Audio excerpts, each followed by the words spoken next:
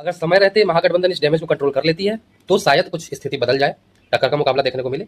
लेकिन आज के डेट में दिन ब दिन तेजस्वी यादव सीएम की कुर्सी से और महागठबंधन जीतने की रेस से बाहर होती जा रही है। चुनाव आते आते शायद बहुत बाहर हो जाए।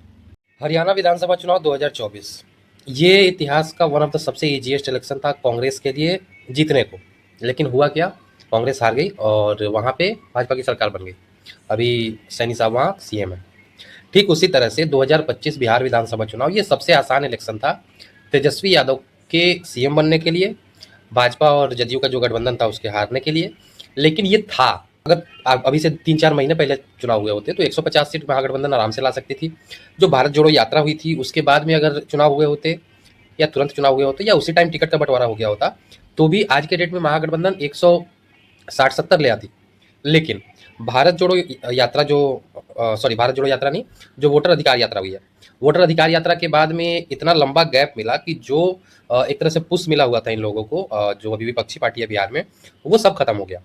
और उसी वोटर अधिकार यात्रा की वजह थी कांग्रेस की महत्वाकांक्षाएं बढ़ गई कह लो, जिसके कारण आज के डेट में अब जो चुनाव होने जा रहे हैं ये अभी तक तो ऐसा लग रहा है कि एक तरह से महागठबंधन खुद से इन लोगों ने एनडीए को प्लेट में सजा करके दे दिया है। अभी की स्थिति ऐसी लग रही है कि मतलब 100 सीट भी अगर महागठबंधन निकाल ले तो वो बहुत है। एनडीए 140 प्लस पे जा रही है, क्योंकि बागी एनडीए में भी हुए थे। ऐसा कहा जा रहा है टिकट की बिक्री एनडीए में भी हुई थी। लेकिन वहां पे एक फायदा ये हो गया कि भाजपा ने वहां डैमेज कंट्रोल कर लिया। अमित शाह 3 दिन तक पटना में बैठे हुए थे और उसका नतीजा है कि अब भाजपा के बागी बहुत कम दिख रहे हैं, कुछ एक आध सीटों पे दिख रहे हैं। लेकिन अभी की स्थिति ये है कि 243 सीटों में से 254 कैंडिडेट खड़े हो गए हैं महागठबंधन की तरफ से। यानी 11-12 सीटें ऐसी हैं जहां पे इनका खुद का ही क्लैश हो रहा है, कलेश हो रहा है, जो भी कह लो।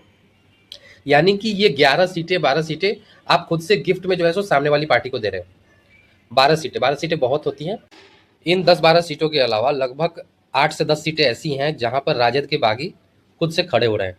मतलब ऑलरेडी आपके महागठबंधन में सीटों का बंटवारा ठीक से नहीं हो पाया, उसके अलावा आपकी पार्टी के, कांग्रेस के, इन सब पार्टियों के जो बागी है, जिनको टिकट मिल नहीं पाया, जो उस एरिया से टिकट के लिए लाइन में थे या हकदार थे, जो भी कह लो, उनको टिकट नहीं मिल पाया, वो लोग भी चुनाव में खड़े हो रहे हैं। तो ये कहीं ना कहीं डैमेज करेंगे राजद को या कांग्रेस को या सीपीआई, जो भी महागठबंधन में लोग हैं।